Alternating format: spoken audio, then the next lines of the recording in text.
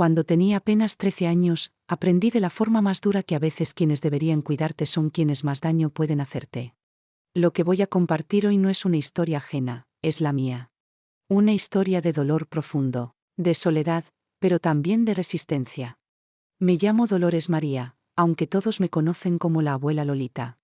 Hoy tengo 73 años, nací en Ecatepec, Estado de México, en el año 1952. He guardado este secreto en mi pecho durante más de 6 décadas. Jamás se lo conté ni siquiera a mis hijos. Así que si están viendo este vídeo, les agradecería que dejaran su me gusta y se suscribieran al canal. Ese pequeño gesto de ustedes me da el valor para hablar de cosas que aún hoy me hacen temblar. Mi historia comienza en 1965, cuando apenas tenía 13 años. Vivíamos en una casa humilde, con solo 3 cuartos, en un barrio popular de Ecatepec. Mi padre, don Gerardo, era conductor de camión de carga y pasaba semanas fuera, recorriendo rutas por todo el Estado de México. Mi madre, doña Concepción, se ganaba la vida lavando y planchando ropa ajena, siempre con las manos en remojo y el cuerpo encorvado por el trabajo duro. Nuestra casa siempre olía a jabón y a sábanas secándose al sol. Yo era la menor y la única niña entre 4 hermanos. Antonio, el mayor, tenía 19, José, 17, y Roberto, el más chico, 15.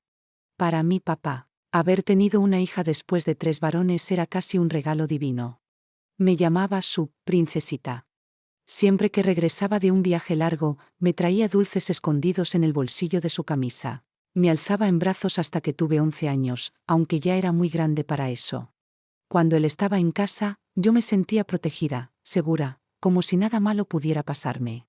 Pero cada vez venía menos. Los viajes se hacían más largos y los encargos más lejanos. Había ocasiones en que pasaba 20 días sin aparecer. Y fue durante una de esas ausencias que todo cambió para siempre. Era marzo. Aún hacía calor en Ecatepec. Mi madre había salido a entregar un pedido de ropa, y me dejó a cargo de la casa junto a mis hermanos. «Cuida bien, Lolita», me dijo al salir. «Cualquier cosa, están tus hermanos». Esa tarde, estaba en la cocina lavando los trastes cuando sentí una presencia detrás de mí. Era Antonio, el mayor. Se acercó demasiado, de una forma que nunca había hecho antes. «Lolita, ya te estás convirtiendo en señorita. ¿Lo sabías?», me dijo, con una voz que me puso la piel de gallina. Me moví hacia un lado, incómoda, pero él me sujetó del brazo. «¿Qué te pasa, Toño?», le pregunté, asustada. «Déjame, estoy ocupada». En ese momento, José entró en la cocina. Pensé que lo iba a apartar, que me defendería, pero lo que vi fue una sonrisa torcida que me heló la sangre. Se miraron entre ellos como si ya lo hubieran hablado. Y entonces apareció Roberto, apoyado en el marco de la puerta, con una mirada que jamás le había visto antes. «Mamá no vuelve hasta la noche», dijo José. «Nadie se va a enterar». Lo que ocurrió en esa cocina es algo que todavía hoy no puedo recordar sin sentir náuseas. Mis propios hermanos, aquellos que debieron cuidarme, se convirtieron en mis agresores. Actuaron juntos, con frialdad, como si yo fuera una cosa, no su hermana. Cuando todo terminó, Roberto, con solo 15 años, me miró y dijo algo que aún me persigue. «Si cuentas algo, nadie te va a creer. Van a decir que fue tu culpa». Me quedé tirada en el suelo por casi 1 hora. No podía moverme. No podía dejar de llorar. Cuando por fin logré incorporarme, me arrastré hasta el baño. Abrí la regadera y me metí con la ropa puesta, tallándome la piel con fuerza como si pudiera borrar lo que acababa de pasar. Me froté hasta que la piel me ardía, hasta que el agua caliente se acabó. Esa fue la primera de muchas veces. Cuando mi madre regresó esa noche, fingí que todo estaba bien, lo que fue quizá lo más difícil que he hecho en la vida. «¿Estás bien, Lolita?», me preguntó al verme los ojos hinchados. «Sí, mamá, solo me duele un poco la cabeza», mentí, bajando la mirada. Esa noche puse seguro a la puerta de mi cuarto y empujé la cómoda contra ella. Pero no sirvió.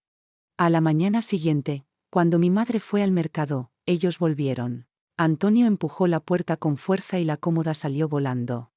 «No sirve de nada encerrarte, mensa», dijo entre risas, mientras José y Roberto lo seguían. Esa fue la segunda vez. Y así empezó mi propio infierno. Cada vez que mi madre salía, Ellos encontraban el momento perfecto. Se turnaban, uno vigilaba, los otros actuaban. Ya no puedo ni decirlo en voz alta. Los abusos se volvieron frecuentes, metódicos, violentos. Sabían exactamente cuándo actuar. Conocían los horarios de mi madre mejor que ella misma.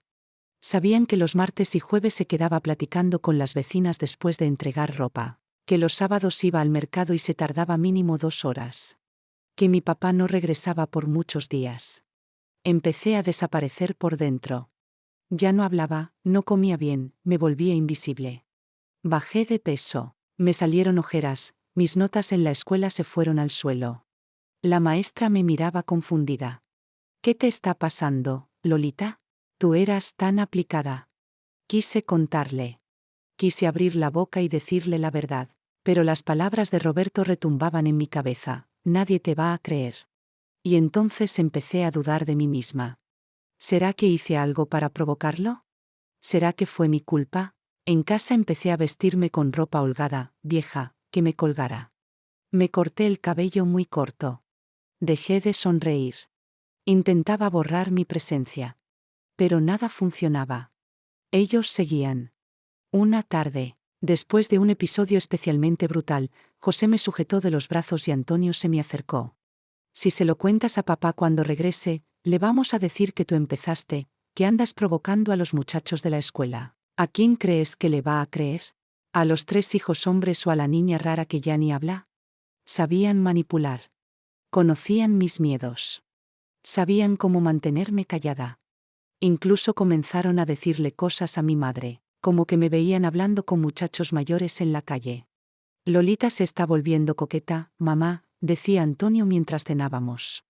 Yo la vi el otro día hablando con un chavo que ya trabaja, agregaba José. Mi madre empezó a verme con recelo, a vigilarme, pero no como yo necesitaba. No para protegerme, sino para ver si yo daba motivos. Poco a poco destruyeron la relación que tenía con ella. Yo esperaba el regreso de mi padre como quien espera un milagro. Sabía que mientras él estuviera, ellos no se atreverían. Él era mi escudo.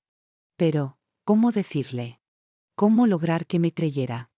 Los meses pasaban, y mi cuerpo comenzó a romperse. Empecé a tener sangrados fuera de mi ciclo, dolores punzantes que me hacían perder el aliento, fiebres que iban y venían sin razón aparente. Una noche, tras uno de los peores ataques, el dolor fue tan intenso que me desmayé en el baño. Cuando desperté, estaba en el suelo, rodeada de sangre, sin fuerzas ni para gritar. Fue Roberto quien me encontró. Vi el miedo en sus ojos. José. Antonio. Vengan, gritó desesperado. Creo que esta vez nos pasamos. Me cargaron hasta la cama, limpiaron el baño y me cambiaron la ropa. Estaban aterrados.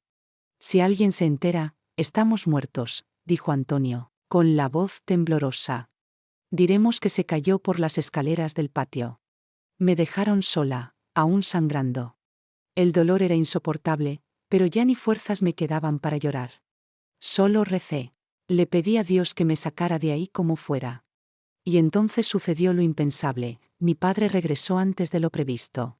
Tenía que haber llegado al día siguiente, pero terminó su trabajo antes y volvió esa misma noche. Recuerdo que entró en mi cuarto en penumbras, como solía hacer para darme un beso al volver de viaje. Encendió la luz y se congeló. Lolita, hija, despierta, me llamó suavemente mientras me tocaba el hombro, pero sus dedos rozaron la sábana empapada en sangre. Dios mío, ¿qué pasó aquí, Concepción? Ven ya. Abrí los ojos apenas, vi su rostro pálido, sus ojos llenos de lágrimas y terror. Quise sonreírle, quise decirle cuánto me alegraba verlo. Pero solo pude susurrar, papá, ayúdame. Y volví a perder el conocimiento. Recuerdo fragmentos, su voz desesperada llamando a mi madre, el caos en la casa, el trayecto al hospital. Pero lo que no se me borra es la cara de mis hermanos cuando me vieron salir cargada en los brazos de mi papá. No era culpa lo que vi en ellos, era miedo. Miedo de lo que vendría. Me llevaron al Hospital General de Ecatepec. Llegué casi sin vida. La presión bajísima, pérdida severa de sangre. Oía las voces de los doctores como si estuvieran lejos. Una frase se quedó grabada. Esta niña ha sido víctima de abuso sexual repetido y violento. Hay que avisar a la policía de inmediato. El cuarto se volvió un remolino. Mi padre, ese hombre siempre tan sereno, gritaba, rompía cosas. Tuvieron que contenerlo entre 3 enfermeros. ¿Quién le hizo esto a mi hija? ¿Quién? Gritaba destrozado. Mi madre, en shock, lloraba sentada en un rincón, meciéndose como una niña. Los doctores intentaban estabilizarme cuando entró una mujer joven, con bata blanca y ojos comprensivos. Se acercó a mi cama, tomó mi mano. Dolores, soy Margarita. Estoy aquí para ayudarte. ¿Puedes decirme quién fue? Abrí la boca, pero no me salían las palabras. Miré a mi padre, recargado en la pared, destrozado. Miré a mi madre, con la cara desencajada. ¿Cómo decirlo? ¿Cómo destruir por completo lo que quedaba de nuestra familia?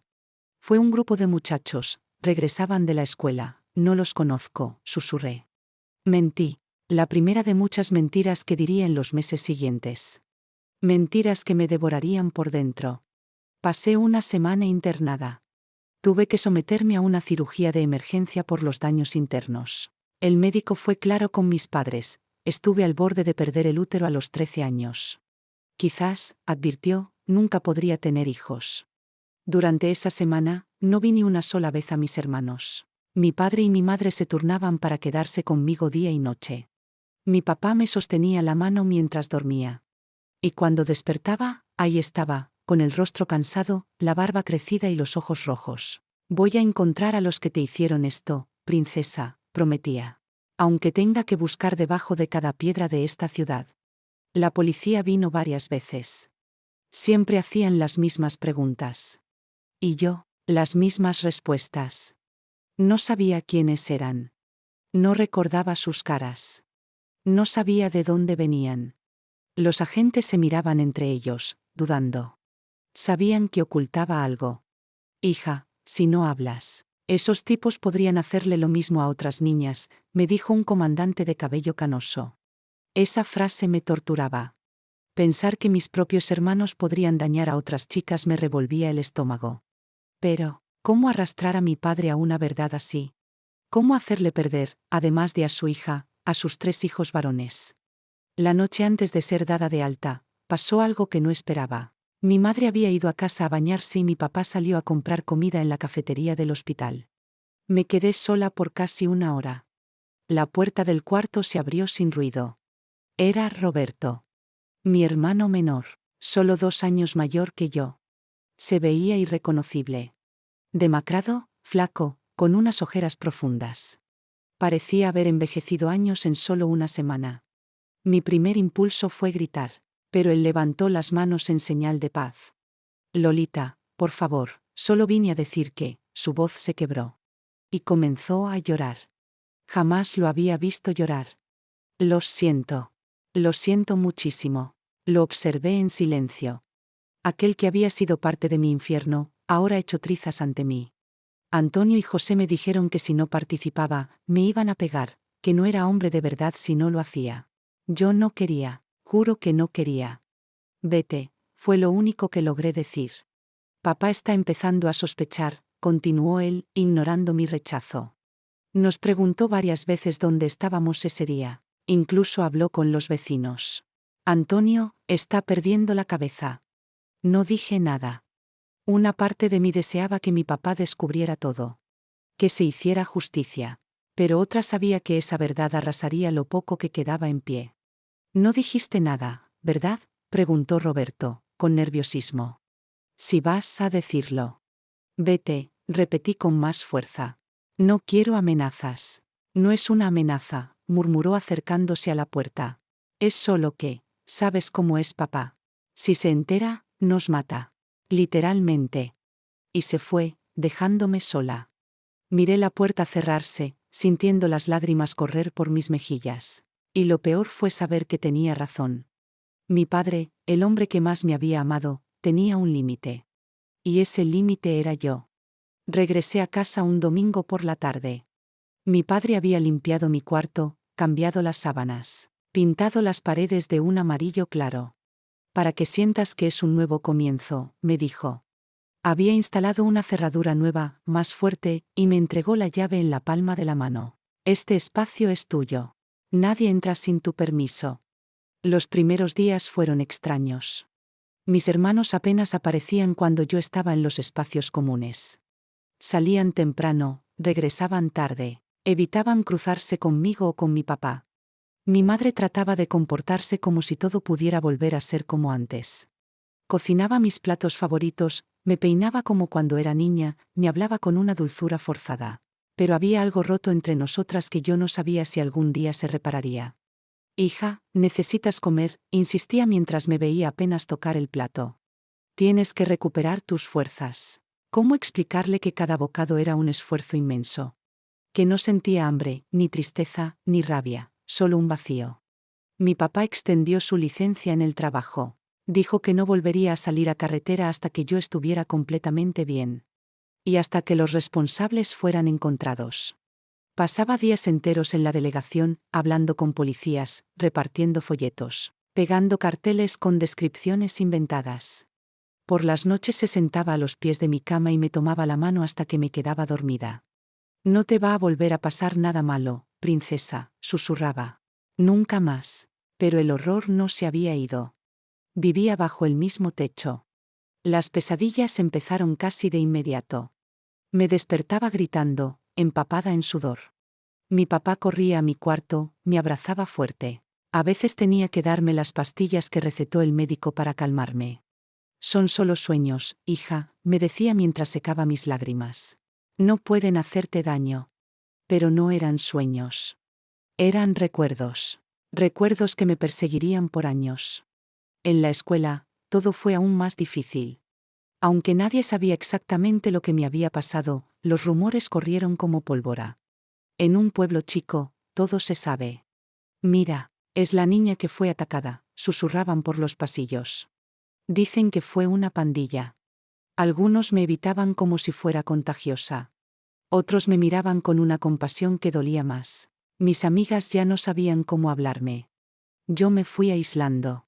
Pasaba los recreos sola, sentada bajo un árbol. Las calificaciones, que ya estaban mal, se desplomaron. Los maestros trataban de entender, pero yo veía la frustración en sus ojos. Dolores era una alumna brillante, escuché decir a la directora una vez. Es una lástima, ¿será que podrá recuperarse? En casa, el ambiente era tenso. Mi padre seguía obsesionado con encontrar a los culpables.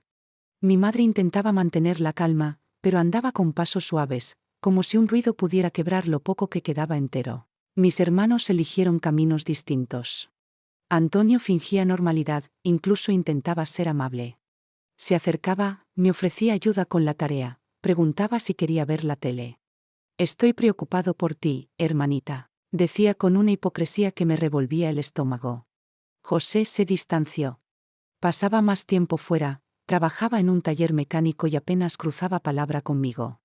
Roberto, en cambio, parecía estar tan roto como yo. Adelgazó, tenía los ojos siempre tristes, temblaba si alguien lo tocaba sin aviso. A veces lo sorprendía mirándome desde lejos, con una mezcla de culpa y miedo. Una noche, casi 3 meses después de mi hospitalización, escuché una discusión fuerte en la habitación de mis padres. Mi papá rara vez alzaba la voz, así que en cuanto oí los gritos, me quedé paralizada, con el oído atento. Concepción, algo no cuadra en esta historia, gritaba él. ¿No lo ves? Los muchachos están actuando de forma muy extraña. ¿Qué estás insinuando, Gerardo? Respondió mi madre con la voz trémula. Por Dios, son tus hijos, y ella también es mi hija. Mírala, Concepción. Mírala bien. No duerme, no come, ya no sonríe. Sus ojos, esos ojos ya no son los de una niña. Todo eso fue culpa de esos delincuentes, insistió mi madre. Esos supuestos delincuentes que nadie vio, que nadie conoce, que no dejaron ni una pista en un lugar donde todo el mundo se conoce. Contuve la respiración. Mi papá estaba atando cabos. Su instinto lo llevaba directo a la verdad. Le pregunté a Roberto dónde estaba esa tarde y casi se desmaya, siguió diciendo. José no me puede ver a los ojos. Y Antonio se la pasa a la defensiva. Todo esto huele mal. Estás delirando, Gerardo, murmuró mi madre, pero su voz ya no tenía convicción. Estás agotado. Preocupado. No has dormido. Voy a descubrir lo que pasó, afirmó mi papá con una determinación fría. Por las buenas o por las malas. Cerré la puerta de mi cuarto y lloré hasta dormirme. La verdad se acercaba como una tormenta que se ve venir desde lejos. Y cuando llegara, arrasaría con todo. Era un martes de junio de 1966. Un día que empezó como tantos otros desde que todo cambió. Mi papá salió temprano hacia la delegación, como ya era costumbre. Mi madre estaba en el patio colgando ropa. Yo intentaba concentrarme en una tarea de matemáticas que no entendía. Entonces Antonio entró a la sala sin hacer ruido. Cuando me di cuenta, ya estaba sentado a mi lado en el sillón. Mi cuerpo se tensó. Necesitamos hablar, Lolita, dijo con esa voz falsa que usaba desde hacía meses. Esto no puede seguir así. Me levanté de inmediato, lista para huir, pero me tomó del brazo. Tranquila. No te voy a hacer daño, dijo, aunque su agarre decía lo contrario. Solo quiero que entiendas algo. Papá está sospechando. Ayer le preguntó 1000 cosas a Roberto y el mocoso casi canta todo. Si eso pasa, se nos acaba la familia, ¿es eso lo que quieres? Lo miré a los ojos. Antes eran ojos de hermano. Ahora eran los de un extraño. Y encontré dentro de mí una fuerza que no sabía que tenía. Suelta mi brazo, le dije entre dientes. Y no me vuelvas a tocar jamás. Se sorprendió. Soltó lentamente. No entiendes. Si dices algo, papá nos mata. Literalmente. ¿Y ustedes pensaron en mi vida cuando me hicieron lo que me hicieron? Respondí con las lágrimas bajándome por el rostro. ¿Por qué debería yo pensar en la de ustedes ahora? Antonio se puso rojo. Se levantó, más alto, más amenazante.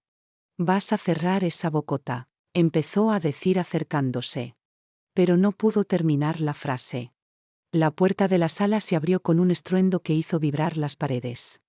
Mi papá estaba ahí. Parado, con una carpeta de documentos en la mano. El rostro blanco como la calorías. Aléjate de mi hija, dijo con una voz baja, contenida, pero feroz. Antonio retrocedió 2 pasos, alzó las manos. Papá, no es lo que piensas, intentó decir. Mi padre lanzó la carpeta sobre la mesa de centro, los papeles se esparcieron por el suelo.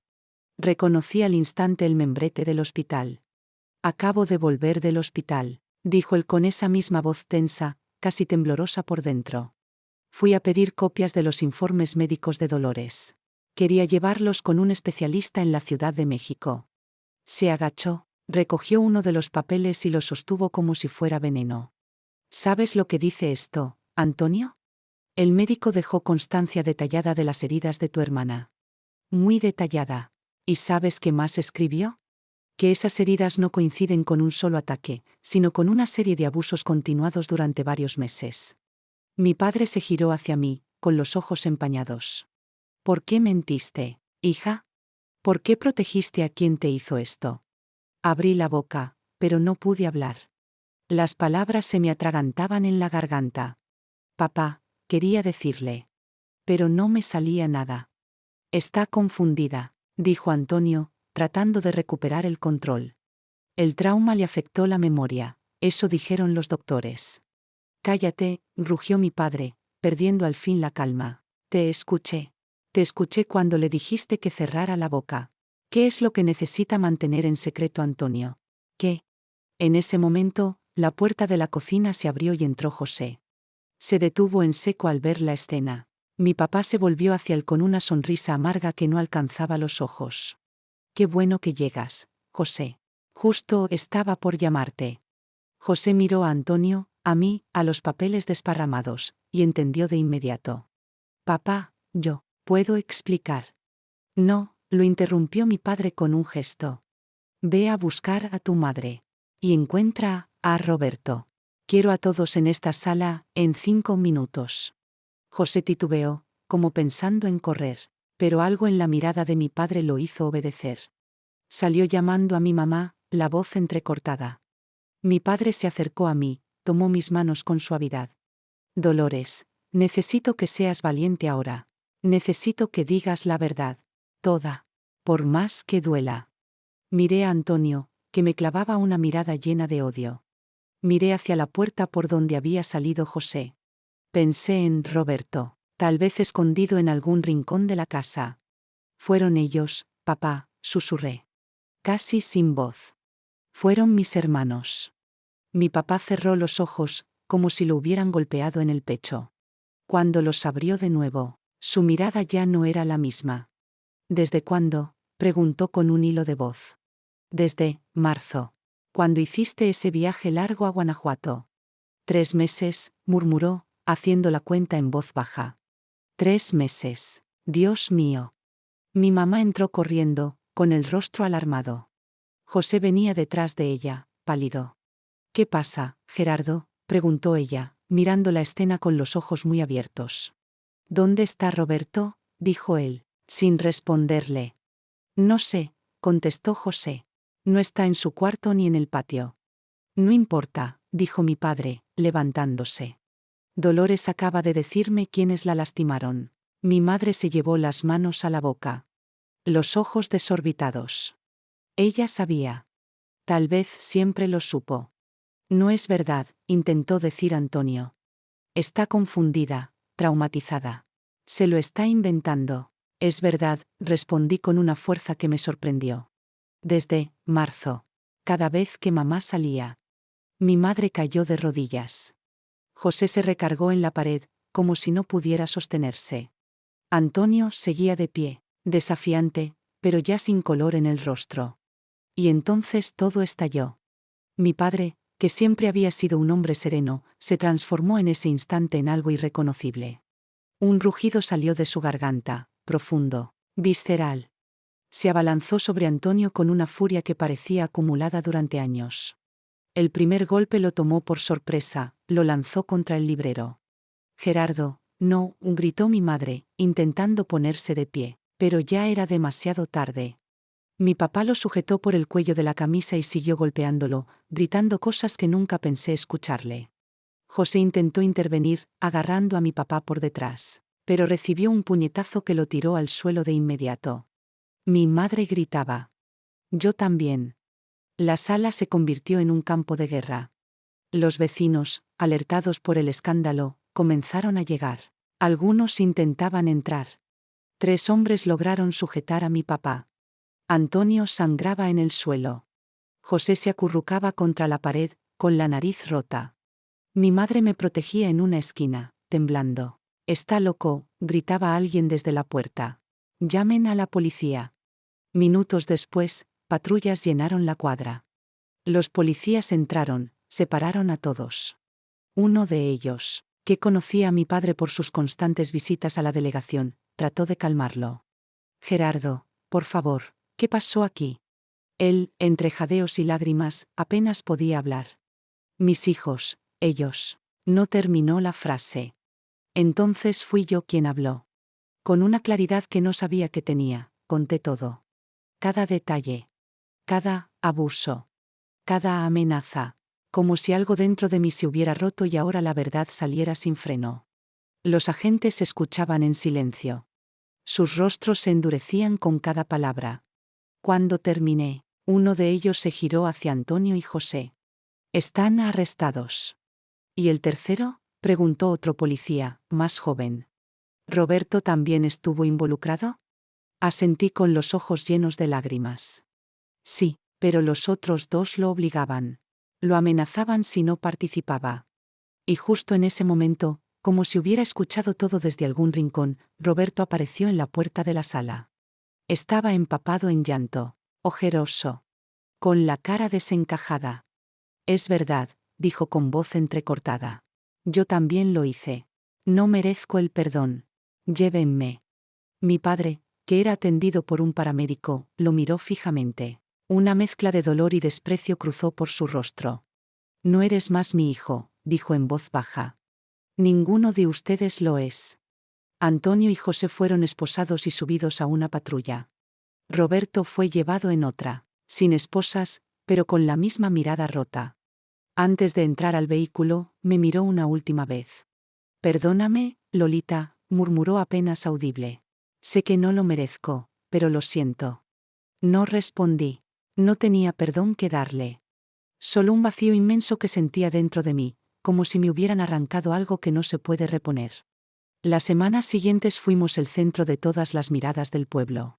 Los periódicos locales hablaban del caso con titulares escandalosos. Hermanos abusadores arrestados en Ecatepec. Padre descubre horror familiar y desata violencia. Familia destruida por un secreto atroz. El juicio fue rápido para los estándares de la época. Las pruebas médicas eran contundentes. Mi testimonio, la confesión de Roberto, no había lugar a duda. Antonio y José fueron condenados a 12 años de prisión cada uno. Roberto, por ser menor de edad y haber confesado voluntariamente, recibió 6 años en un reformatorio. Mi papá nunca volvió a ser el mismo. El hombre fuerte, de sonrisa amplia, desapareció esa tarde de junio. Lo que quedó fue una sombra de él mismo. No podía mirarme a los ojos sin romperse. No hablaba del tema sin que le temblaran las manos. Debí haberlo notado, repetía como un mantra. Debí haber estado más en casa.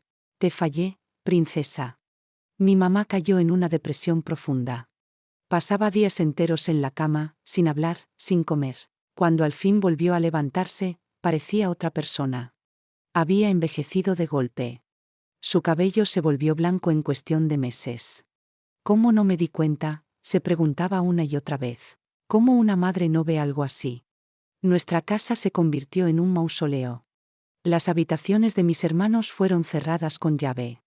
Sus cosas guardadas en cajas y subidas al ático. Nunca más se mencionaron sus nombres en voz alta. Como si hablarlos fuera invocar una maldición. En la escuela, la situación se volvió insoportable. Todos sabían lo que había pasado. Algunos me miraban con pena. Otros con esa curiosidad morbosa que tanto duele. Los murmullos me seguían por los pasillos. Es ella, la que fue abusada por sus propios hermanos. Dicen que el padre casi los mata al descubrirlo. No quedó nadie cuerdo en esa familia. No soporté más. Después de 2 semanas enfrentando miradas, susurros y cuchicheos, supliqué a mis padres que me cambiaran de escuela. Pero mi papá ya tenía una decisión tomada. Nos vamos de aquí, dijo una noche, en medio de una cena silenciosa. No hay nada para nosotros en esta ciudad. Solo recuerdos que duelen. Y así, en agosto de 1966, dejamos Ecatepec atrás. Nos mudamos a Puebla, a una casa más pequeña pero acogedora, con un jardín que mi madre intentó llenar de flores para recuperar algo de color en nuestras vidas. Yo entré a un nuevo colegio donde nadie conocía mi historia. Era como empezar de cero, aunque por dentro todo seguía roto. Tenía pesadillas casi todas las noches. Despertaba empapada en sudor, con el grito atorado en la garganta. A veces soñaba con Antonio en la puerta de mi habitación, cuchillo en mano. Otras, con la cara desencajada de mi padre, bañado en sangre, repitiendo que me había fallado. Fui a terapia por primera vez a los 18 años, aunque debía haberlo hecho mucho antes. Al principio no hablaba. Me sentaba en silencio frente a la psicóloga y la miraba con desconfianza. Pero ella no me presionaba. Solo me ofrecía un espacio donde el dolor no era un monstruo que debía esconder. Poco a poco, empecé a abrirme. Le hablé del vestido rasgado, de la puerta que no cerraba bien, de los gritos de mamá y el crujido del cinturón. Lloré por mi niñez, por mi cuerpo traicionado, por mi inocencia arrancada. Con el tiempo, empecé a escribir. Primero fueron cartas que nunca envié. Luego, páginas enteras de recuerdos. Había días en que no podía levantarme de la cama. Otros en los que escribía sin parar, como si al nombrar el horror pudiera quitarle poder. Mi madre nunca volvió a ser la misma. Pero encontró algo de consuelo en la fe. Se aferró a Dios como a un salvavidas. Yo, en cambio, me alejé de la religión. ¿Cómo podía creer en un Dios que había permitido tanto dolor? Mi papá se dedicó a la carpintería. Pasaba horas en el taller, tallando madera con una precisión obsesiva. Decía que el sonido del serrucho lo ayudaba a calmar la mente. Nunca volvió a mencionar a mis hermanos. Era como si hubieran muerto para él. Y en cierto modo, así fue. Cuando cumplí 25 años, decidí contar mi historia públicamente. No fue una decisión fácil. Temía ser juzgada, señalada, revictimizada. Pero algo dentro de mí sabía que había muchas otras mujeres, y hombres también, viviendo en silencio la misma pesadilla. Di mi primer testimonio en un foro universitario. Temblaba al sostener el micrófono. Pero mi voz no se quebró. Al terminar, el auditorio estaba en silencio. Luego, alguien aplaudió. Después, toda la sala. Se me acercaron chicas llorando. Una me dijo que también había sido abusada por su hermano, pero que nunca lo había contado. Otra, que mi historia le dio valor para hablar por primera vez. Ahí supe que mi dolor podía transformarse en algo más que cicatrices. Podía ser voz, podía ser espejo, podía ser luz. Con el tiempo, fui invitada a más espacios, conferencias, charlas, programas de radio. No era fácil. Cada vez que lo contaba, revivía todo. Pero también era sanador. Cada vez me sentía menos víctima y más sobreviviente. Fundé una organización para acompañar a víctimas de abuso intrafamiliar. Recibíamos mensajes de todo el país. Mujeres de 40, 50, incluso 70 años que apenas se atrevían a hablar de lo que vivieron en su niñez. Chicas de 12 que no sabían cómo decirle a su mamá lo que les hacía su primo. Hombres que cargaban el estigma de haber sido abusados y no sabían a quién acudir. Cada historia era un espejo distinto del mismo infierno. Pero también era un paso hacia la justicia emocional. Recuerdo especialmente el caso de una niña llamada Lía. Tenía apenas 9 años cuando su madre nos contactó, desesperada, tras descubrir que su esposo, el padrastro de Lía, la había estado tocando por las noches. La niña no hablaba.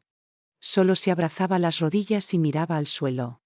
Cuando al fin conseguimos que dibujara, hizo una casa sin puertas, con ventanas negras. Y una figura sin rostro acechando desde la esquina. Vi mi propia infancia reflejada en ella. Luchamos por conseguirle apoyo psicológico, refugio y un proceso judicial digno. Y aunque fue lento, hubo justicia. Ese caso me marcó profundamente. Me recordó que, a pesar del horror, siempre hay esperanza cuando se rompe el silencio. Mis padres envejecieron con dignidad. A mi madre la vi transformarse en una mujer fuerte, aunque con los ojos siempre un poco tristes. A veces me decía, no supe protegerte, hija. Y yo le respondía, pero me creíste. Eso me salvó. Mi padre me abrazaba en silencio, como si las palabras no fueran suficientes. Nunca más volvimos a hablar de Antonio, ni de mis hermanos. No hacía falta. El pasado estaba ahí, pero ya no tenía poder sobre nosotras. Solo quedaban las cicatrices y el compromiso de hacer algo con ellas. Hoy, al escribir estas líneas, no busco lástima ni venganza. Solo memoria. Porque lo que no se nombra, se repite. Y yo me niego a que el silencio siga siendo el cómplice de los abusadores. Hoy, soy madre. Tengo una hija de 6 años que duerme con la puerta cerrada y una lámpara de noche encendida porque así se siente segura. Le enseño cada día que su cuerpo le pertenece, que tiene derecho a decir no, que ningún adulto puede cruzar sus límites. Y sobre todo, le creo. Le creo siempre. Cada vez que me mira con sus ojos grandes y confiados, prometo internamente que nunca pasará por lo que yo pasé. He roto el ciclo. He puesto nombre a los monstruos. He devuelto a mi niña interior la voz que un día le fue robada.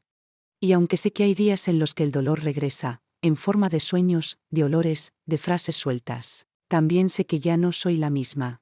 Ya no soy la niña aterrada que se encerraba en el baño con el corazón latiendo como tambor. Soy una mujer entera, con cicatrices, sí, pero también con una historia que no me define, solo me fortalece.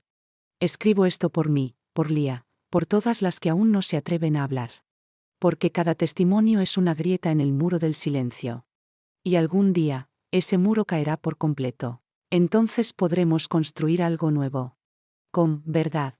Con justicia. Con amor.